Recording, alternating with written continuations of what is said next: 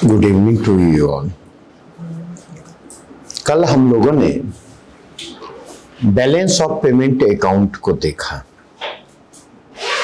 और balance of payment account को काफी डिटेल में देखा। क्या कंपोनेंट हैं,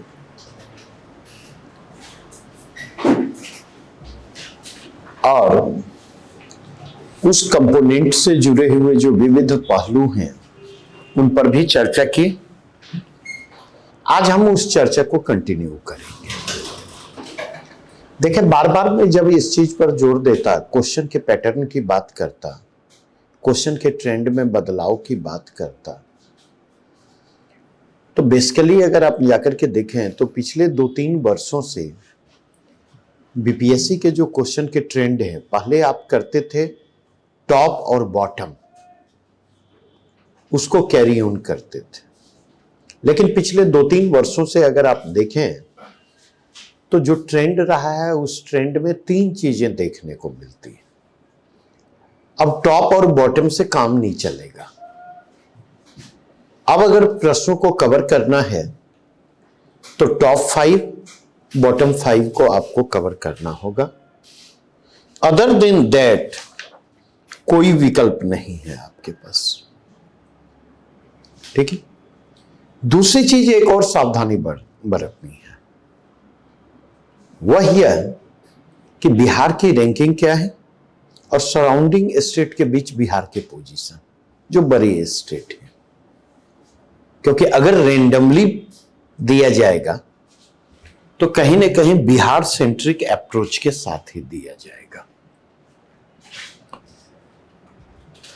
आज मैं डिस्कस करने जा रहा वही जो 2023-24 के आंकड़े हैं। यद्यपि ये फाइनल नहीं है,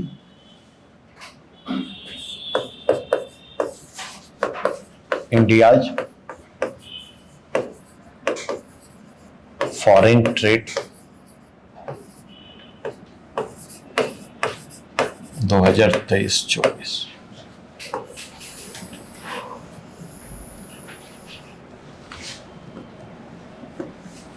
अगर इन आंकड़ों पर हम गौर करें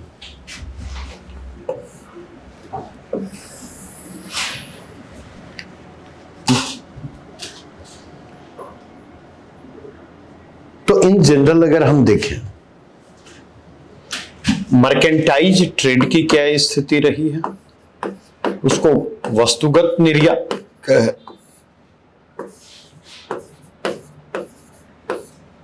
वस्तुगत व्यापार कह लें या पन्ने व्यापार कह लें।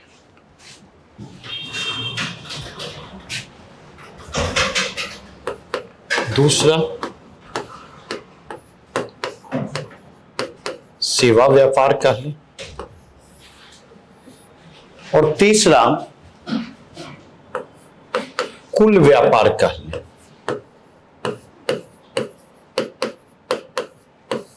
दैट इज मर्केंडाइज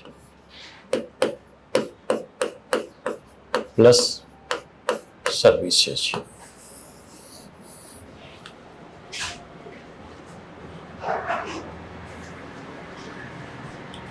अब अगर इसकी कंटेक्स्ट में हम देखें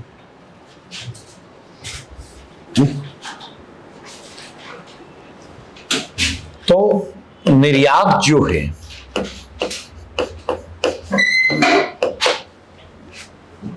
मर्केंटाइज एक्सपोर्ट भारत का 437.06 बिलियन यूएसडी रहा,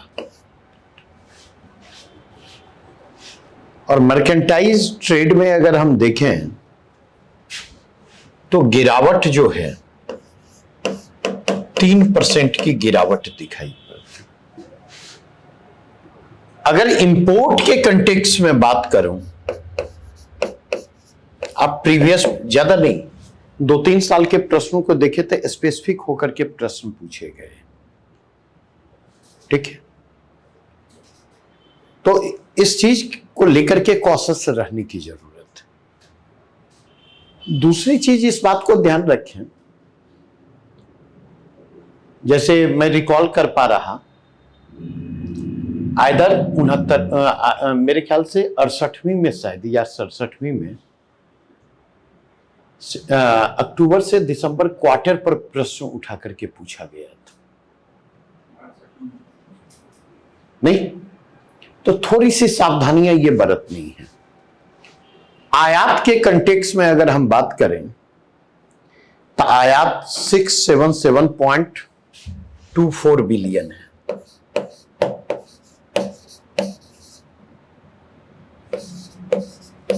और आयात में भी अगर आप देखें तो गिरावट के रुझान दिखाई पड़ते। वस्तुगत आयात में भी गिरावट के रुझान दिखाई पड़ते और वस्तुगत निर्यात में भी गिरावट के रुझान दिखाई पड़ते।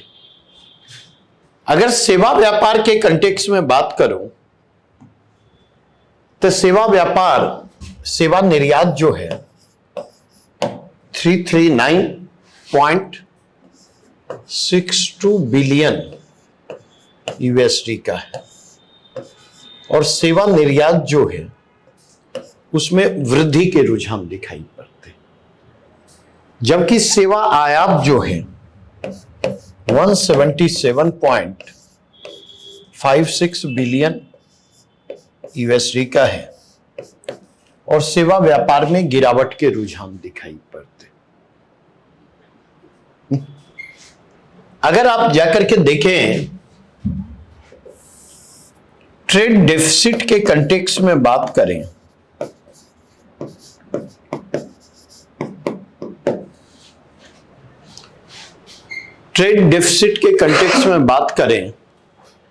तो ट्रेड डेफिसिट करीब करीब 240.18 बिलियन यूएसडी का रहा है।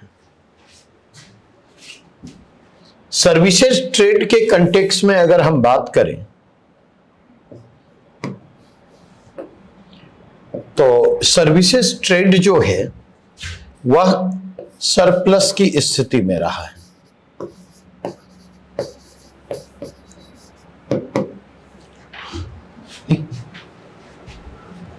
और यह सरप्लस कितना रहा है?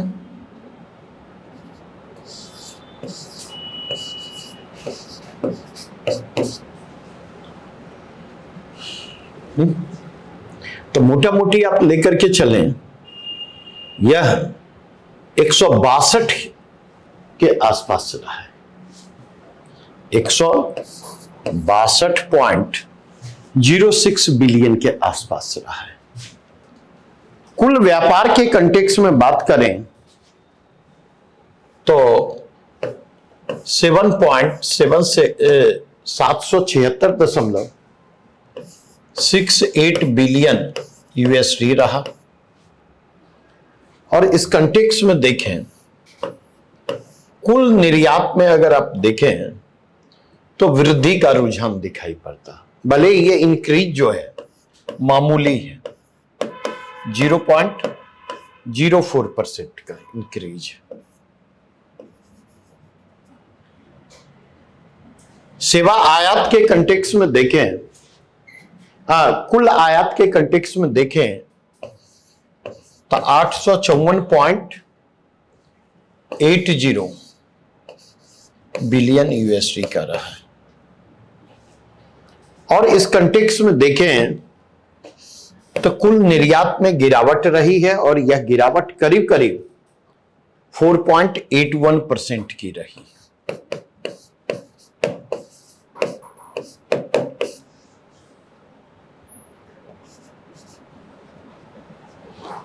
ओवरऑल अगर बात करूं तो यहां पर अगर हम देखें तो घाटा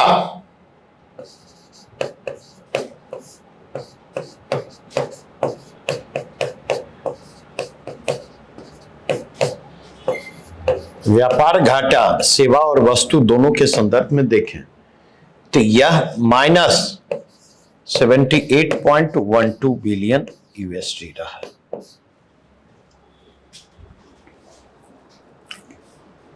यहां पर एक चीज, कई बार प्रश्नों के ट्रेंड को पकड़े,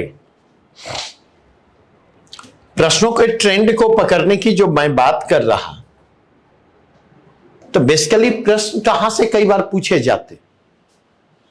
एक तो है इन जनरल उठा लिया गया, लेकिन अगर इस पूरे चार्ट में देखें तो इस पूरे चार्ट की दो खासियत, दो जो हैं अनकॉमन ट्रेंड आपको दिखाई पड़ रहे हैं।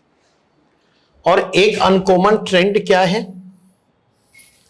हर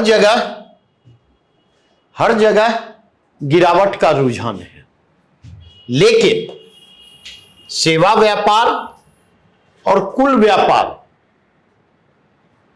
ये दोनों कंपोनेंट जो हैं, इन दोनों जगहों पर देखेंगे तो वृद्धि का रुझान दिखाई पड़ता। सेवा निर्यात में भी वृद्धि दिखाई पड़ती है और कुल निर्यात में भी वृद्धि दिखाई पड़ती।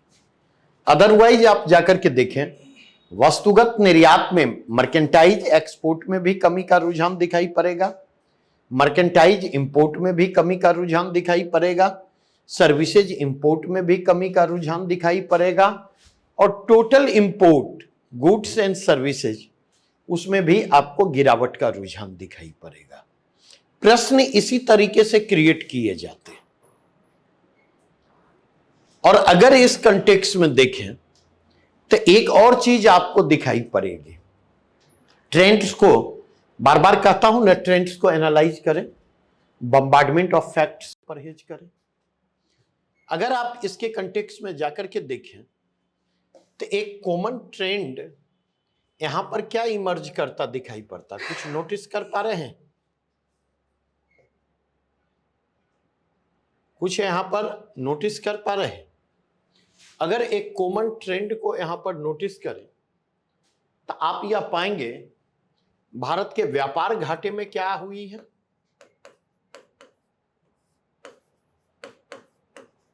व्यापार घाटे में कमी का रुझान दिखाई पड़ेगा।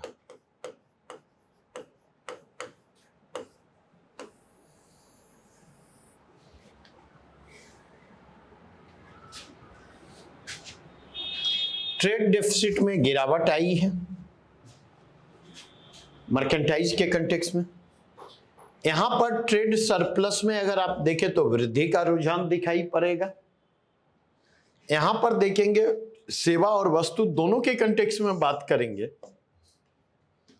तो ट्रेड डेफिसिट में कमी का रुझान दिखाई पड़ेगा, क्योंकि निर्यात में वृद्धि है, आयात में गिरावट। बातें स्पष्ट हुई? तो ट्रेंड को एनालाइज करने की कोशिश करें। अगर स्टेटमेंट बेस्ड प्रश्न पूछे जा रहे हैं तो उस स्टेटमेंट बेस्ड प्रश्न में क्या होगा, उस स्टेटमेंट बेस्ड प्रश्न में ट्रेंड को आधार बना करके स्टेटमेंट दिए जा सकते हैं, and you should be ready for that. इतनी बातें स्पष्ट हुई? आगे बढ़ूं?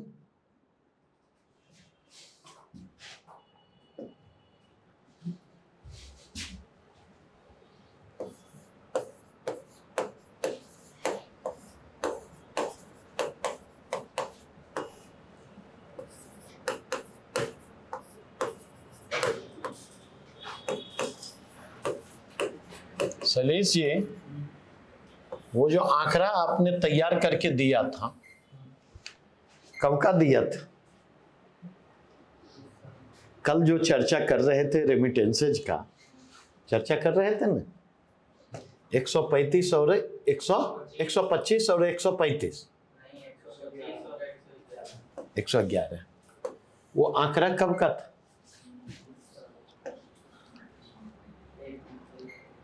देखिए, हमने तो देख लिया, तब ना प्रश्न पूछ रहा।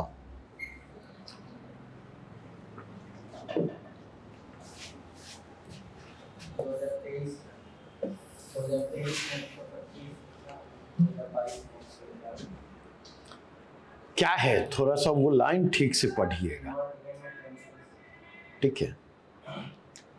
वहां पर अनुमान लगाया गया है, संभावित है, क्योंकि वो रिपोर्ट अगर आप जाकर के देखें, जिस रिपोर्ट का आप हवाला दे रहे हैं उसमें वर्ल्ड बैंक की नवीनतम रिपोर्ट का हवाला दिया गया है और उसमें यह कहा गया है कि संभावित है, नहीं? ठीक है, समझे?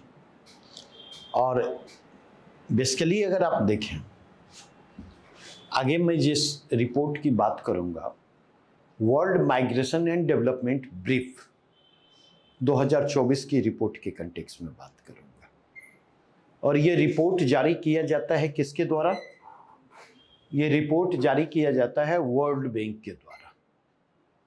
ठीक है, तो अगर उसके कंटेक्स्ट में देखें तो वो डिटेल रिपोर्ट वो है, वो जो है एग्जैक्ट फिगर पर बेस्ड है जो 2022 के कंटेक्स्ट में है। बातें स्पष्ट? अब अगर हम देखें तो पहला प्रश्न जो उभर कर आता है, प्रश्न जहां से पूछा जाता है, भारत के सबसे बड़े व्यापारिक भागीदार,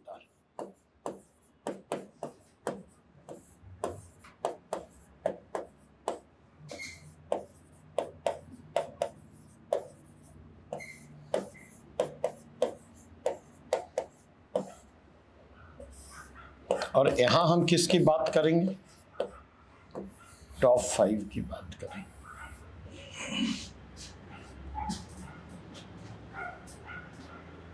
नहीं, और इसके कंटेक्स्ट में हम मूव करें तो पहला है चीन,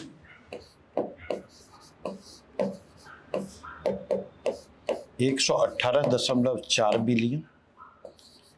दूसरा है यूएसए, 118.3 बिलियन। तीसरा है यूएई, यूनाइटेड अरब अमीरात, 83.6 बिलियन। चौथा कंटेक्स आप जाएंगे रूस,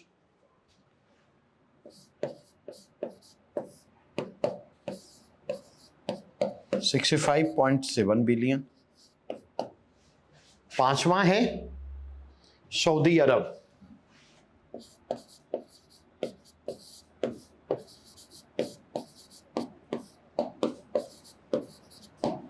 43.6 बिलियन, 46 बिलियन।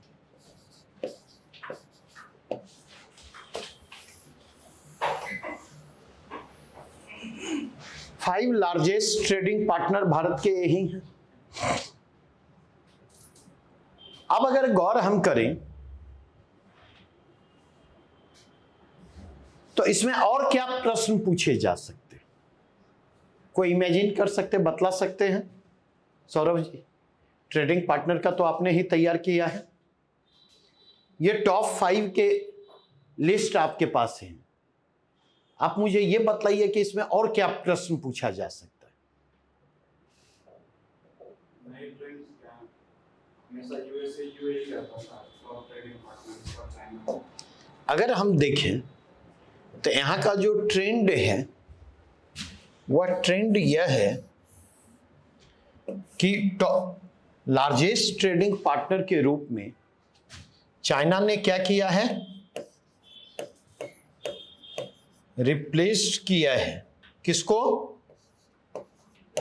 यूएसए को। नहीं, क्योंकि लास्ट 2 फाइनेंशियल ईयर के दौरान देखें 2021-22 में और 2022-23 में यूएसए इंडिया का लार्जेस्ट ट्रेडिंग पार्टनर था। और अगर उसके पहले जाएं, 2021-22 के पहले जाएं, तो यूएई जो है लार्जेस्ट ट्रेडिंग पार्टनर रहा कुछ वर्षों तक। और यूएई के पहले जाएं तो चीन लार्जेस्ट ट्रेडिंग पार्टनर था। तो पहले चीन, फिर यूएई, फिर यूएसए, और फिर एक बात स्पष्ट हो गई। अब दूसरी चीज जो यहां पर उभर कर आती कि इसमें कुछ और सूचनाएं छुपी हुई हैं। जहां से प्रश्न उठा करके पूछे जा सकते, और वे सूचनाएं क्या हैं, आइडेंटिफाई करें। नहीं, तो यहां से प्रश्न उठा करके पूछा जा सकता, जैसे यूएसए के कंटेक्स्ट में देखें,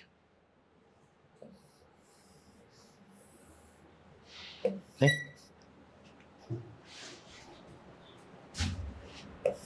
भारत का ट्रेड सरप्लस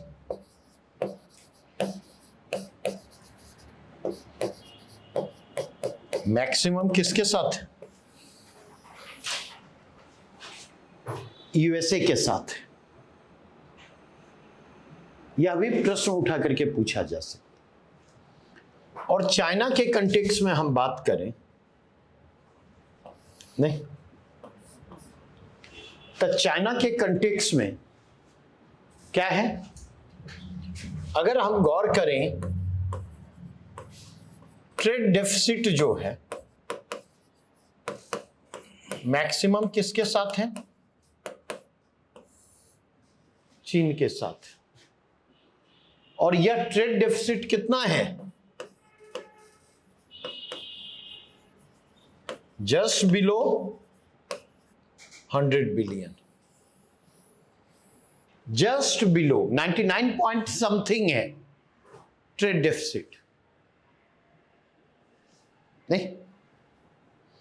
अगर इस कंटेक्स्ट में हम जाकर के देखें, अगला प्रश्न यहां पर क्या है? अगला प्रश्न है, नहीं, टॉप 5 की लिस्ट में न्यू एंट्रेंट कौन है? बतलाइए।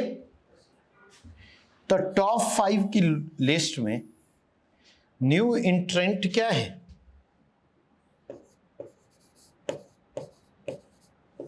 रसिया।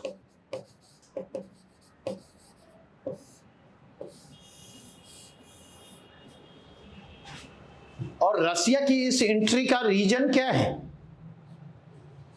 ये जो रसिया की एंट्री हुई है, अगर आप देखें, एक लंबे समय के बाद, क्योंकि आप देखेंगे भारत और रसिया के संबंधों में शिथिलता की स्थिति दिखाई पड़ती है, स्टैग्नेंसी दिखाई पड़ती है। एक लंबे समय के बाद रसिया इंडिया बायलैटरल रिलेशन में, ट्रेडिंग रिलेशन में एक नया मोमेंटम आपको दिखाई पड़ेगा। उसका रीजन क्या है? कोई बतलाएंगे? क्रूड ऑयल तो पहले भी था, क्यों ज्यादा है? क्यों मार्केट रेट से कम में दे रहा है? कोई और ले नहीं रहा। मतलब एकदम आदत है, जब तक खोचारा नहीं जाए तब तक रिस्पॉन्ड नहीं। अरे सिंपल सी चीज, ये जो डेवलपमेंट आपको दिखाई पड़ता आफ्टर यूक्रेन क्राइसिस, यूक्रेन संकट के बाद अमेरिका सहित पश्चिमी देशों के द्वारा रसिया पर जो रेस्ट्रिक्शन इंपोज किए गए हैं, उस रेस्ट्रिक्शन को काउंटर करने के लिए रसिया इजी टर्म एंड कंडीशन पर क्रूड ऑयल उपलब्ध करवा रही।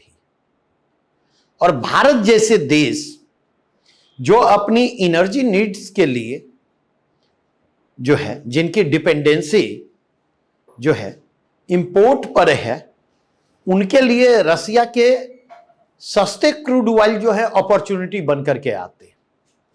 और भारत ने उस अपॉर्चुनिटी को जम करके इनकैश करवाया है। और चूंकि भारत ने उस अपॉर्चुनिटी को जम करके इनकैश करवाया है, इसलिए अगर आप जाकर के देखें तो 2022 से अब तक आप देखेंगे रसिया के साथ जो है व्यापार में आपको तेजी दिखाई पड़ेगी और क्रूड ऑयल के आयात तेजी से बढ़े। एट द सेम टाइम अगर आप देखेंगे, जिस अनुपात में रसिया से क्रूड ऑयल इंपोर्ट को तेजी मिली है, उसी अनुपात में भारत की मतलब पश्चिमी एशिया, गल्फ कंट्री के क्रूड ऑयल पर निर्भरता भी क्या होगी? अपेक्षाकृत कम होगी। नहीं तो गल्फ कंट्री के साथ भारत के जो व्यापारिक संबंध हैं उसमें थोड़ी सी शिथिलता भी दिखाई पड़ेगी। नहीं, यहां पर एक और चीज ध्यान रखें, भारत के टॉप 5 लार्जेस्ट ट्रेड पार्टनर्स में अमेरिका एक ऐसा देश है जिसके साथ भारत ट्रेड सरप्लस की स्थिति में है। अदर जो भी देश हैं सबके साथ बायलैटरल ट्रेड किस स्थिति में है, डेफिसिट की स्थिति में है। इसलिए मैं कहता हूं इंटरप्रेट करना सीखें आंकड़ों को। बातें समझ रहे हैं ये? क्योंकि ये इंटरप्रेट अगर करेंगे तो कैरी ऑन करना भी आसान होगा। फैक्ट को कंसेप्ट से अगर आप जोड़ देंगे तो उनको कैरी ऑन करना भी आसान होगा। और इस पॉइंट ऑफ व्यू से देखें, यहां पर एक आंकड़ा और मैं मिस कर गया हूं जब यहां पर चर्चा कर रहा हूं। नहीं, अगर मर्केंटाइज ट्रेड के कंटेक्स्ट में बात करूं,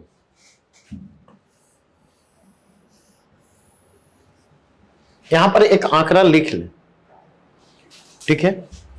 2023 में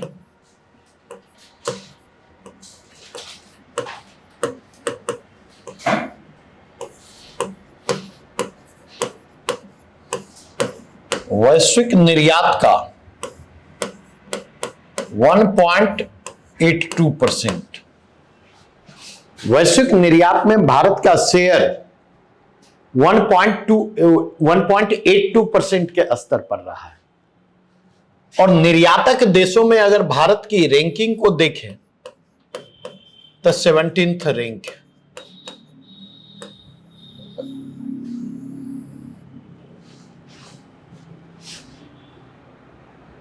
ठीक है, बातें स्पष्ट हुई। तो अब अगर हम मूव करें तो दूसरा डायमेंशन मैं पिक करना चाहूंगा। वह डायमेंशन क्या है? वह डायमेंशन है नहीं, टॉप 5 सोर्सेज ऑफ इंपोर्ट।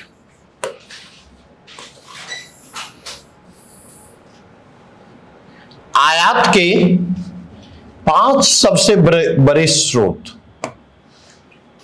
और जब आयात के हम 5 स्रोतों की बात करेंगे तो नंबर 1 पर क्या है? चीन है।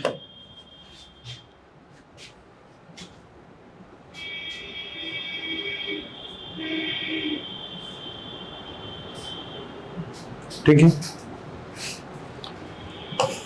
93.99 बिलियन। दूसरा रूस 55.59 बिलियन। तीसरे स्थान पर है यूनाइटेड अरब अमीरात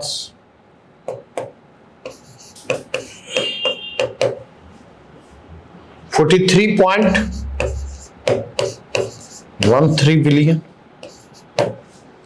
चौथे नंबर पर यूएसए है 37.64 बिलियन। पांचवें नंबर पर सऊदी अरब है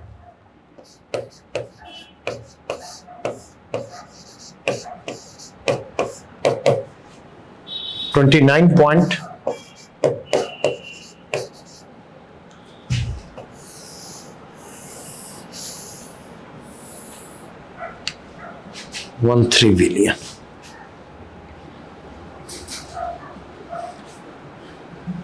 इसमें अगर जाकर के देखें वो करेक्शन, वो एग्जैक्ट एक बार डाटा में अभी जो कहा हमने, अप्रोचिंग वो ट्रेड डेफिसिट जो है वो $100 बिलियन के आसपास का है।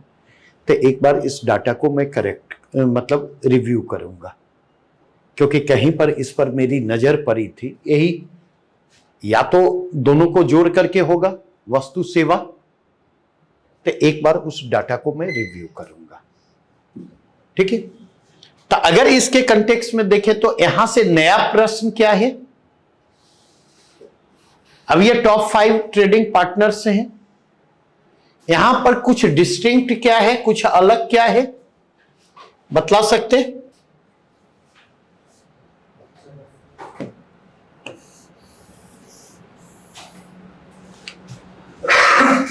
रसिया, ये क्या है? न्यू एंट्री है। कभी आप अंदाजा लगा लें, हमारा रसिया के साथ टोटल ट्रेड ही 8 बिलियन के आसपास, 10 बिलियन के आसपास हुआ करता था, और आज अगर आप जाकर के देखें तो यह करीब करीब 55-56 बिलियन के आसपास केवल इंपोर्ट है। अब एक्सपोर्ट में अंदाजा लगा लें, मतलब करीब करीब आप जाकर के देखें तो 45 बिलियन का ट्रेड डेफिसिट हमारा रसिया के साथ है।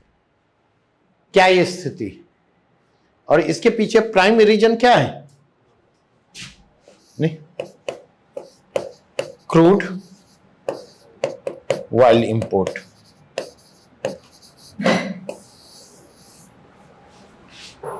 इन्हीं चीजों पर नजर रखनी। नेक्स्ट, निर्यात गंतव्य।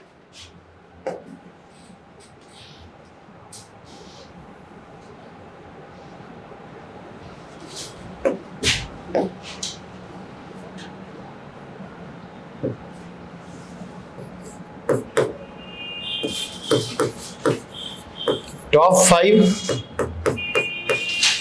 Export destinations.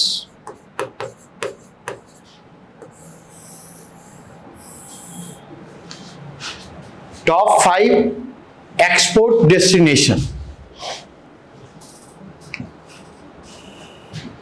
नंबर 1 पर जाकर के देखें, यूएसए है, जिसके साथ हमारा एक्सपोर्ट कितना है? 70 बिलियन यूएसडी का। नंबर 2 पर आप जाकर के देखें, यूएई है, जिसके साथ हमारा 31.62 बिलियन है। तीसरे नंबर पर नीदरलैंड है,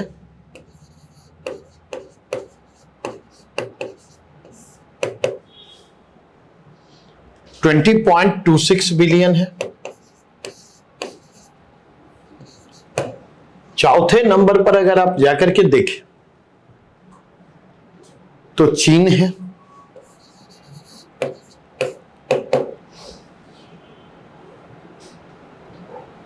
चीन के कंटेक्स्ट में जाकर के देखें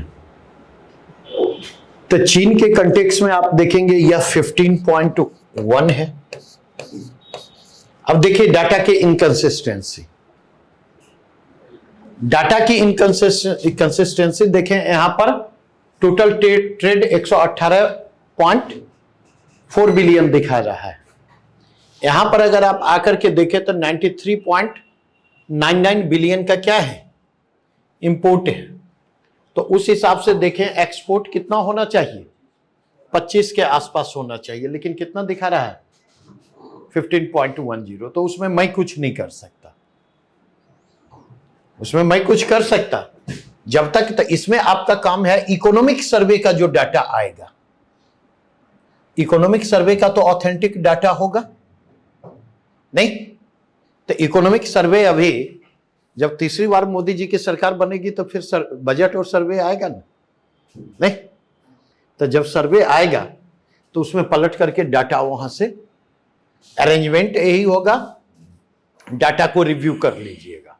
और ऑब्वियसली सर्वे उस समय आएगा तो तब तक मुझे लगता है कि मार्च तक के डाटा आ चुके होंगे। तो इस इनकंसिस्टेंसी को थोड़ा सा ध्यान रखें। पांचवा कंटेक्स्ट अगर आप जाकर के देखें तो 5वें नंबर पर सिंगापुर है।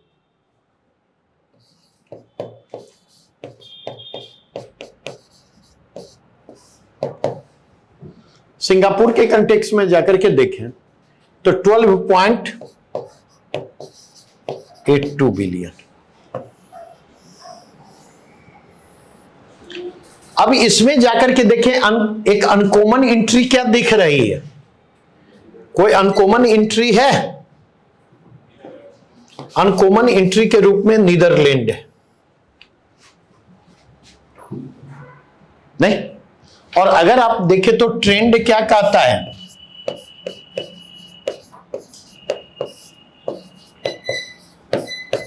हाल के वर्षों में नीदरलैंड के साथ जो हमारे द्विपक्षीय संबंध हैं, उन द्विपक्षीय संबंधों में अगर आप जाकर के देखें तो उछाल की स्थिति दिखाई पड़ेगी। तेजी से नीदरलैंड के साथ हमारे व्यापारिक संबंध मजबूत हुए, ठीक है? और उसी मजबूती का परिणाम है कि इंडिया के टॉप 5 एक्सपोर्ट डेस्टिनेशन में नीदरलैंड ने अपनी मजबूत उपस्थिति दर्ज करवाई। इससे इस बात का भी संकेत मिलता है कि हमारा जो एक्सपोर्ट मार्केट है, हमारा एक्सपोर्ट मार्केट लगातार क्या हो रहा है?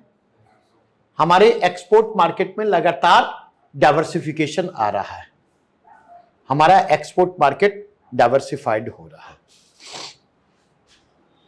बढ़े यहां से आगे। अब अगर हम मूव करें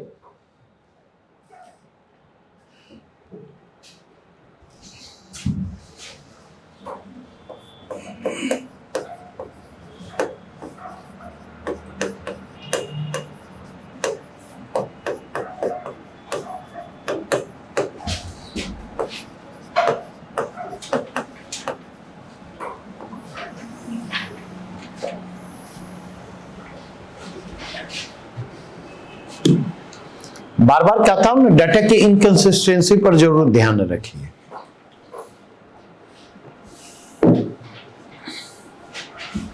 हाँ, एक और चीज कहूंगा, उलझिए मत।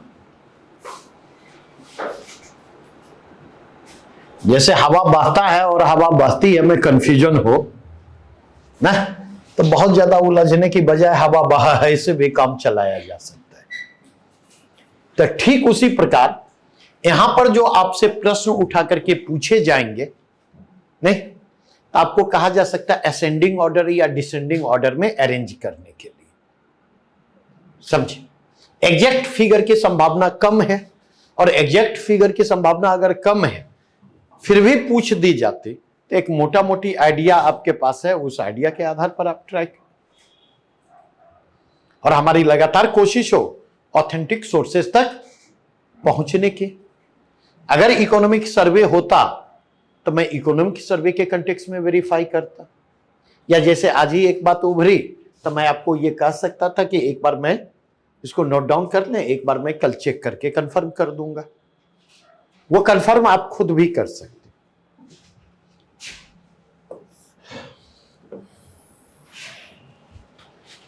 नेक्स्ट अगर मूव करूं, टॉप 5 एक्सपोर्टिंग आइटम्स।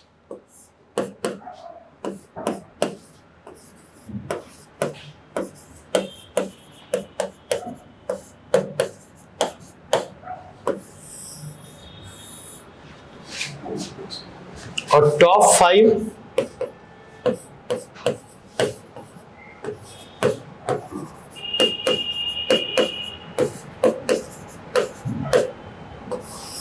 आयात मत। कहने के लिए तो और भी प्रश्न यहां से उभर कर आएंगे। अगर एक्सपोर्ट आइटम्स में देखें तो नंबर 1 पोजीशन पर, इस आंकड़े को सर्वे से मैं वेरीफाई करना चाहूंगा, क्योंकि जो लिमिटेड हमारे पास डाटा उपलब्ध थे उसके आधार पर हमने इसको तैयार किया। नंबर 1 पर अगर आप देखें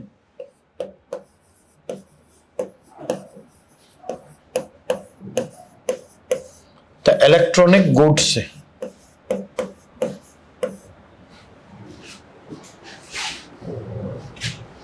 29.12 बिलियन। नंबर 2 पर अगर आप जाकर के देखें तो ड्रग्स एवं औषधि,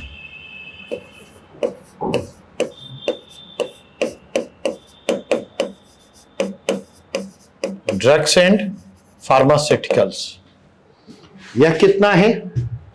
27.85 बिलियन। नंबर 3 पर अगर आप जाकर के देखें इलेक्ट्रॉनिक गुड्स से, नंबर 3 पर जाकर के देखें वस्त्र धागे एवं टेक्सटाइल्स, जिसका कितना है 11.683। चौथे नंबर पर जाकर ही देखें तो मांस, दूध और पोल्ट्री उत्पाद,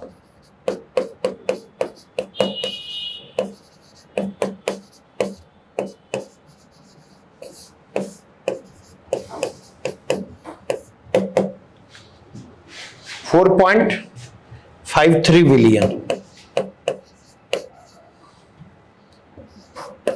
5वें नंबर पर सिरामिक उत्पाद और ग्लासवेयर,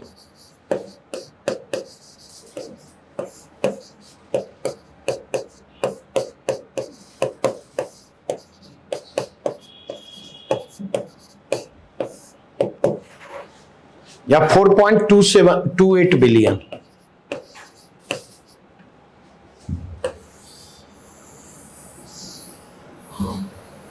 लेकिन यहां पर आप ध्यान रखेंगे, ठीक है, यहां पर इस चीज को ध्यान में रखने की जरूरत है कि मुझे लगता है कि इसको रिव्यू हमें करना होगा आगे, एक बार इकोनॉमिक सर्वे आ जाता है तब, क्योंकि यहां पर दो चीजें मौजूद नहीं है, 2-3 चीजें, ठीक है, जिनको हम री एक्सपोर्ट करते।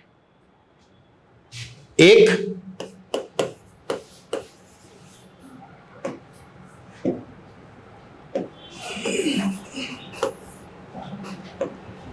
नहीं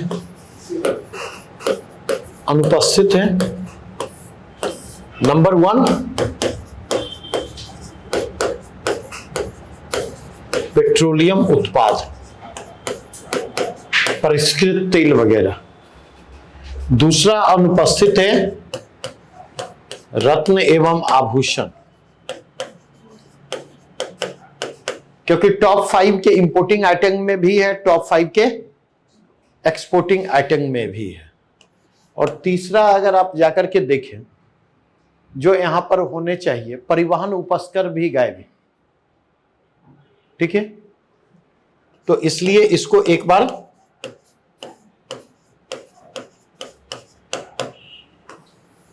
क्योंकि अगर आप देखेंगे जहां पर भी डाटा देखेंगे, अब कैटेगरी क्या कर रहा है, non petroleum import, non petroleum export, non petroleum, ठीक है, and non precious stone export and import, ये कैटेगराइजेशन है। तो हमको लगता है इसी के कंटेक्स्ट में ये चीजें है, तो इसके कंटेक्स्ट में इसके रिव्यू की जरूरत होगी। अभी तत्काल इस चीज को आप लेकर के चलें। इंपोर्टिंग आइटम में अगर आप जाकर के देखें, इंपोर्टिंग आइटम में क्या पाएंगे,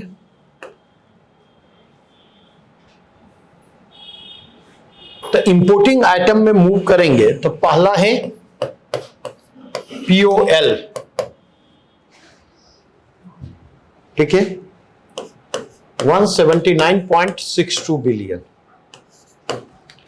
दूसरे नंबर पर अगर आप जाकर के देखें तो कोयला 38.88 बिलियन। तीसरे नंबर पर जाकर देखें परिवहन उपकरण, क्योंकि अगर आप जाकर के देखें पिछले 3 दशकों के दौरान आईटी सेक्टर के बाद भारत के किसी एक सेक्टर ने अपनी वैश्विक पहचान बनाई, तो वो सेक्टर कौन सा है, ऑटोमोबाइल। भारत के ऑटोमोबाइल इंडस्ट्री ने अपनी ग्लोबल पहचान स्थापित की है।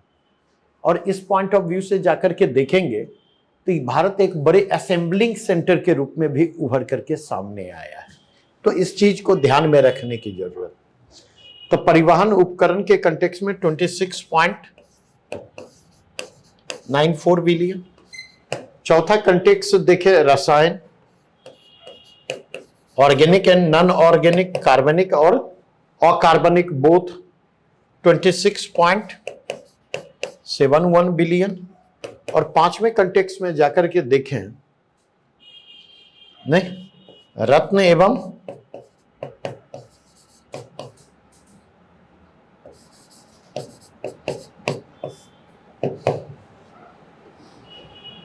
या 23.88 बिलियन।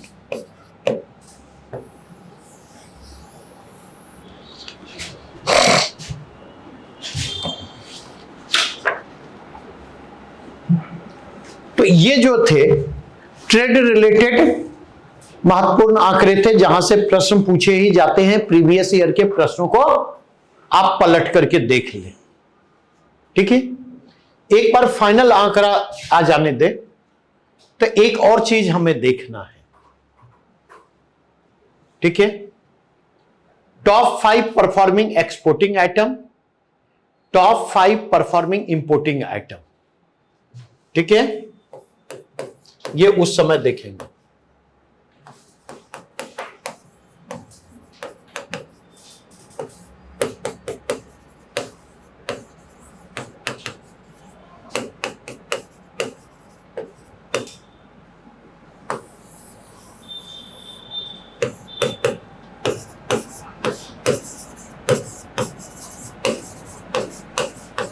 परफॉर्मेंस की दृष्टि से तो ये हम वहीं पर देखेंगे। बढ़े आगे यहां से।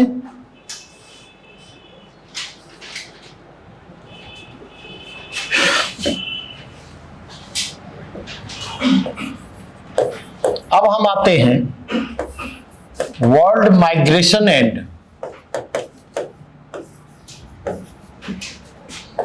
Development brief.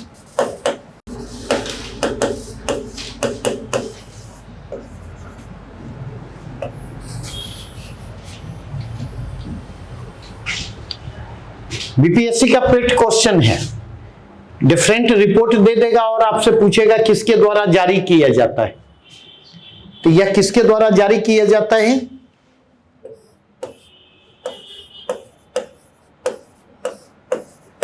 विश्व बैंक द्वारा जारी, और यह जारी किया गया मई 2024 में। रेफरेंस पीरियड इसका क्या है?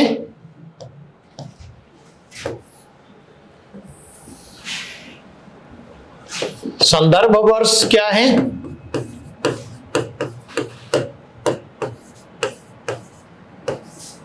संदर्भ वर्ष है 2022, ठीक है।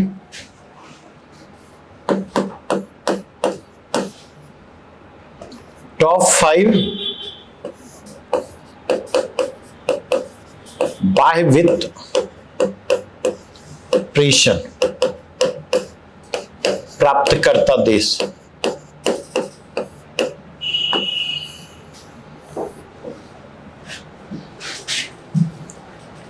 टॉप 5 में हम किनको रखेंगे? इंडिया है नंबर 1 पोजीशन पर,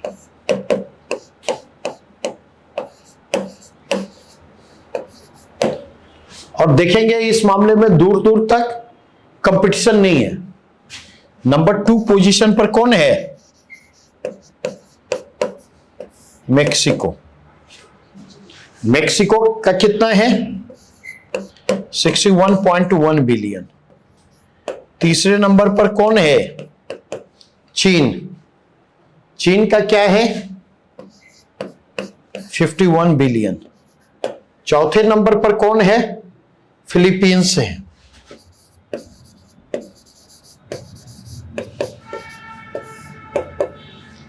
फिलीपींस का कितना है? 38.05 बिलियन।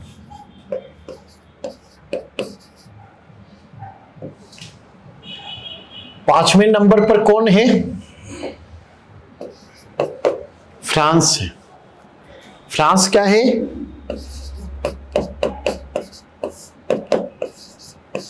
30.04 बिलियन।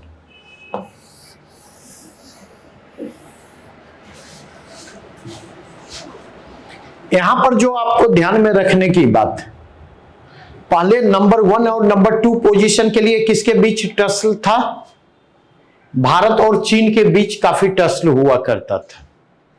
लेकिन अगर यहां पर जाकर के देखें तो मेक्सिको ने किसको रिप्लेस किया है?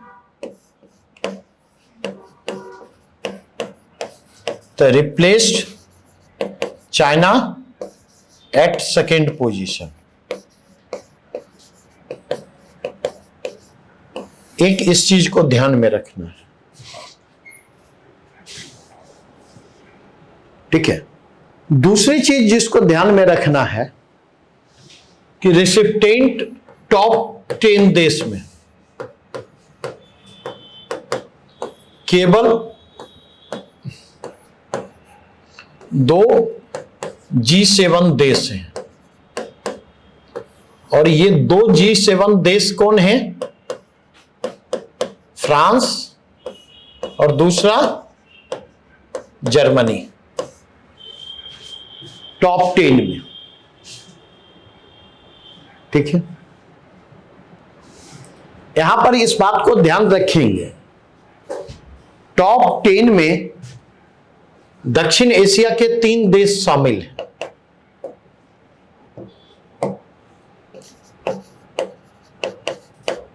दक्षिण एशिया के 3 देश कौन कौन? भारत है, पाकिस्तान है और बांग्लादेश है।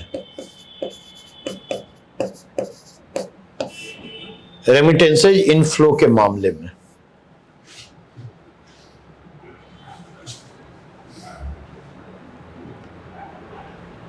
ठीक है।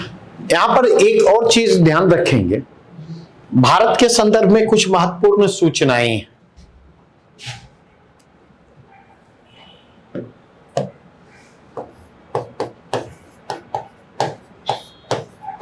भारत के संदर्भ में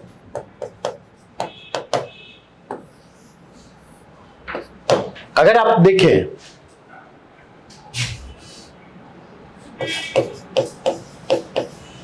$100 बिलियन क्रॉस करने वाला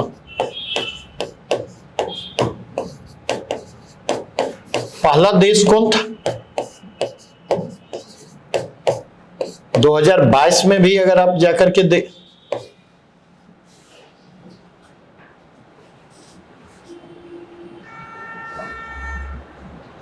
ठीक है।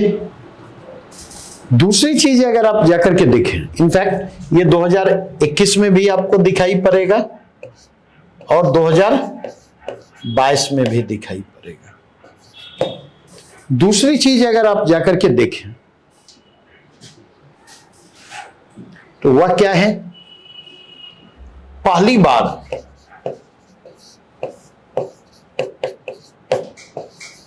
$80 बिलियन को छूने वाला पहला देश।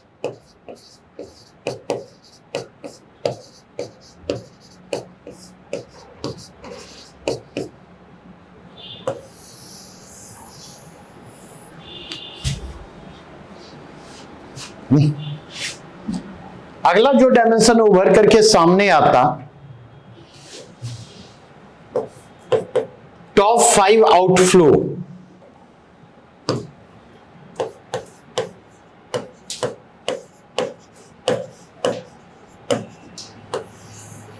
जहां से सोर्सेज ऑफ रेमिटेंसेज के रूप में top 5 sources of remittances, number 1 position पर है अमेरिका,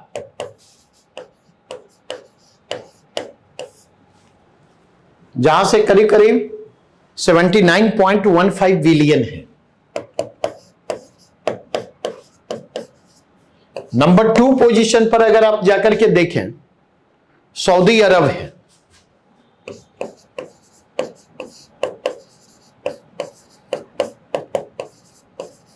$39.35 बिलियन है। नंबर 3 पोजीशन पर अगर आप जाकर के देखें स्विट्जरलैंड है, और स्विट्जरलैंड का 31.91 बिलियन है।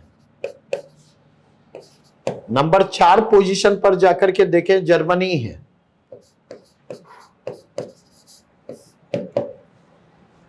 जर्मनी के कंटेक्स्ट में देखें 25.1 बिलियन है। नंबर 5 नंबर पर चीन है, चीन के कंटेक्स्ट में देखें 18.28 बिलियन है।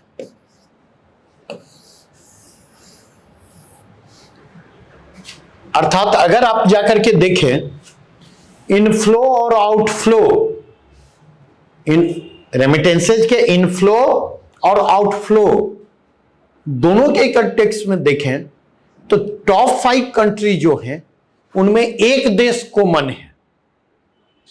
टॉप 5 इनफ्लो में भी चाइना मौजूद है 3rd पोजीशन पर, और टॉप 5 आउटफ्लो में भी चाइना मौजूद है 5वें नंबर पर।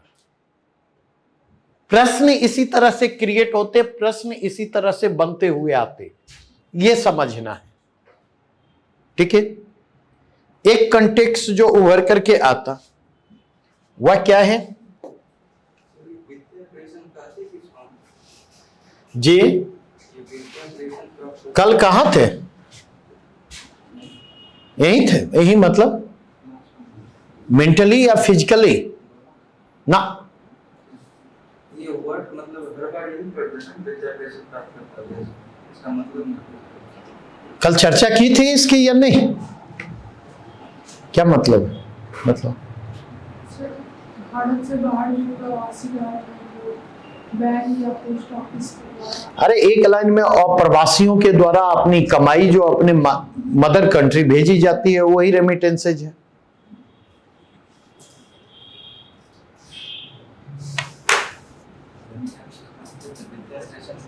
क्या हुआ? अच्छा, वित्त प्रेषण पूछ रहे थे, रेमिटेंसेज तो जान रहे थे। नहीं, मां को जान रहे थे, मदर के बारे में नहीं पता था। समझे? इसलिए मैं कहता हूं सबसे अधिक मेहनत कौन करता है? कौन कौन कौन ना, सबसे अधिक मेहनत बैल या गधा करता है, लेकिन उसकी मेहनत का फायदा उसको मिलता है? बतलाइए। उसकी मेहनत का फायदा उसको नहीं मिलता। उसकी मेहनत का फायदा किसको मिलता है? उसके मालिक को। तो अब आपको निर्धारित करना है कि बैल या गधे की तरह मेहनत करनी है नहीं, या उसके मालिक की भूमिका में आनी है। नहीं, अब कंफ्यूजन क्या होगा? कल सिलेक्शन हो जाएगा तो आपको लगेगा आप मालिक, लेकिन सरकार नौकर के रूप में ट्रीट करेगी। नहीं, और इसलिए आप देखेंगे वाईके अलग का नाम सुना है? वाईके अलग किसी ने नहीं सुना है? कौन थे? क्या नाम सुना था? नहीं, भारत सरकार में मंत्री भी रह चुके हैं और कृषि विशेषज्ञ। तो वाईके अलग कमेटी का गठन किया गया था सिविल सर्विसेज रिफॉर्म के लिए हम लोगों के समय, या तब तक पढ़ाना शायद शुरू कर दिया था। तो अलग कमेटी ने ब्यूरोक्रेट्स के लिए एक फ्रेज का इस्तेमाल किया था, और वो फ्रेज क्या था पता है? Highly paid clerk. कि ब्यूरोक्रेट जो हैं, ठीक है, बेसिकली वो एक किरानी है, और सामान्य किरानी और ब्यूरोक्रेट में फर्क यह है कि ब्यूरोक्रेट जो हैं वो हाईली पेड है, उनकी तनख्वाह जो है वो कंपैरेटिवली ज्यादा है, और कोई अंतर नहीं। समझ? खैर आगे बढ़े अब। चलिए एक कंटेक्स्ट देखें, यहां से अगर प्रश्न उठा करके पूछे जाएंगे, नहीं तो यहां पर बहुत ये नहीं पूछा जाएगा, आंकड़े के कंटेक्स्ट में पूछा जा सकता। जीडीपी के आलोक में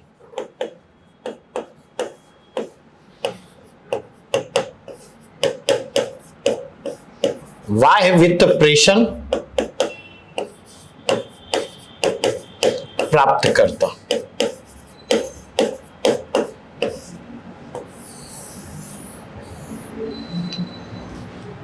तब जब जीडीपी के आलोक में जाएंगे तो नंबर 1 पोजीशन पर तजाकिस्तान,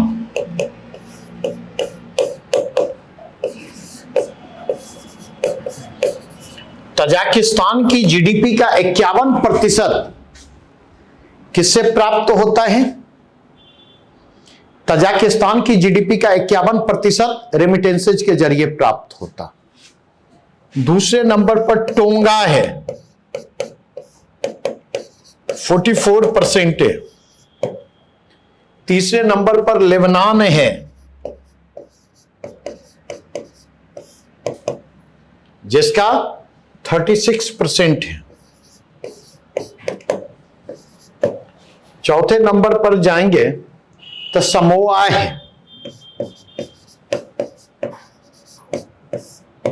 34%।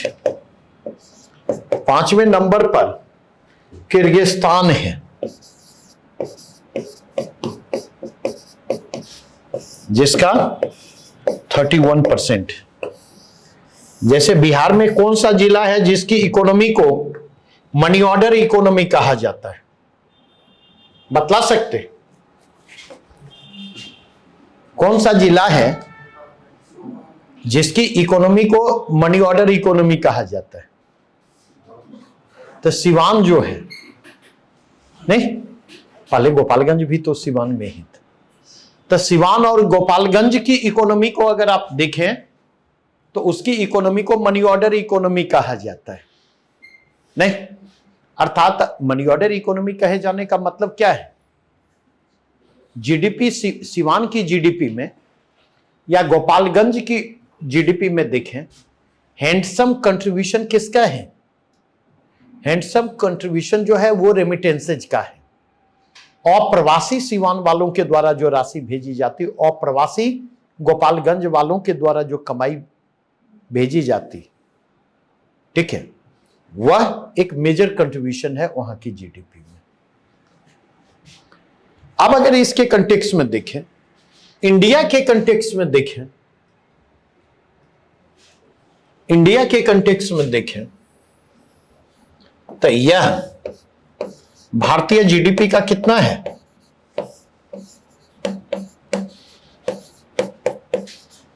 3%।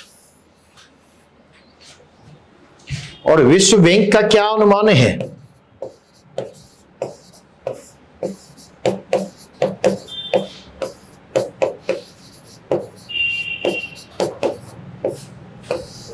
विश्व बैंक का अनुमान क्या कहता है? 2024 में 135 बिलियन, जो 3.4% ऑफ इंडियन जीडीपी होगा। और 2025 के कंटेक्स्ट में क्या कहा गया है? इनफैक्ट 2023 के कंटेक्स्ट में कहा गया है 125 बिलियन। 2024 के कंटेक्स्ट में कहा गया है